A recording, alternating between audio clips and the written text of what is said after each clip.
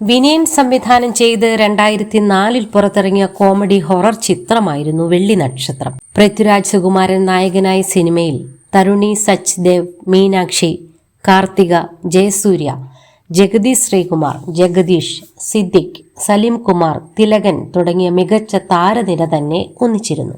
വെള്ളി നക്ഷത്രത്തിൽ SI സുഗുണൻ എന്ന കഥാപാത്രമായി എത്തിയത് ബൈജു എഴുപുന്ന ആയിരുന്നു.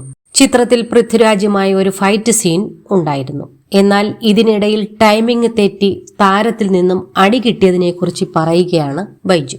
മൈൽ സ്റ്റോൺ മേക്കേഴ്സിന് നൽകിയ അഭിമുഖത്തിൽ സംസാരിക്കുകയായിരുന്നു അദ്ദേഹം.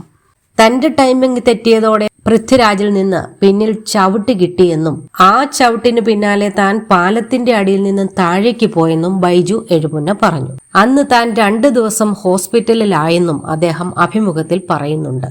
ഫൈറ്റ് സീന്റെ ഇടയിൽ ടൈമിംഗ് തെറ്റിയാൽ ഉറപ്പായിട്ടും നമ്മൾ കടികിട്ടും. ഞാൻ വെള്ളി നക്ഷത്രം എന്ന സിനിമ ചെയ്യുമ്പോൾ ടൈമിംഗ് തെറ്റായിരുന്നു. അങ്ങനെ ആ സീനിൽ എനിക്ക് രാജുവിന്റെ കയ്യിൽ നിന്നും അടികിട്ടി. പിന്നിൽ നിന്ന് ചവിട്ട് കിട്ടുകയായിരുന്നു. ആ ചവിട്ടിൽ പാലത്തിന്റെ അടിയിൽ നിന്നും താഴേക്ക് പോയി. ഞാൻ 2 ദിവസം ഹോസ്പിറ്റലിലായി.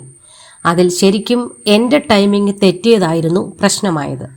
രാജുവിന്റെ അടുത്തേക്ക് കുറച്ച് കയറിപ്പോയതായിരുന്നു അത്, ബൈജു എഴുപുന്ന പറഞ്ഞു.